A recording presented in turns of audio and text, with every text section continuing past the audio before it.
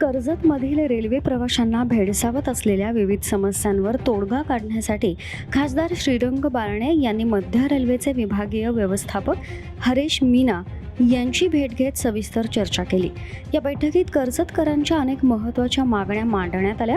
कोरोनाच्या आधी थांबत असलेल्या लांब पल्ल्याच्या गाड्यांना पुन्हा कर्जत स्थानकावर थांबा मिळावा, नवीन आणि जुन्या रेल्वे स्थानकांदरम्यान योग्य जोडणी व्हावी, तसंच कर्जत येथून आरक्षण तिकीट मिळावं, अशा प्रमुख मागण्या करण्यात आल्या। यावेळी सामाजिक कार्यकर्ते पंकज ओसवाल देखील उपस्थित होते। नवीन रेल्वे स्थानकातून लोकल गाड्या सुरू झाल्यास जुन्या स्थानकातील प्रवाशांसाठी योग्य वाहतूक व्यवस्था काय असणार, असा सवाल खासदार बारणे यांनी उपस्थित केला।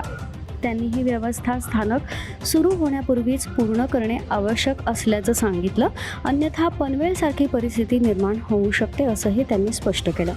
यावर विभागीय व्यवस्थापक हरेश मीना यांनी प्रत्यक्ष पाहणी करून योग्य उपाययोजना करण्यात येतील असं आश्वासन दिलं। कर्जत स्थानकावर अनेक लांब पल्ल्याच्या गाड्या थांबतात, मात्र इथं आरक्षणाची सुविधा नसल्यानं प्रवाशांना कल्याण किंवा लोणावळा इथं जाऊन तिकीट काढावं लागतं। त्यामुळे प्रवाशांना मोठा त्रास सहन करावा लागतो। त्यामुळे कर्जत इथूनच आरक्षण सेवा सुरू करण्याची मागणी करण्यात आली।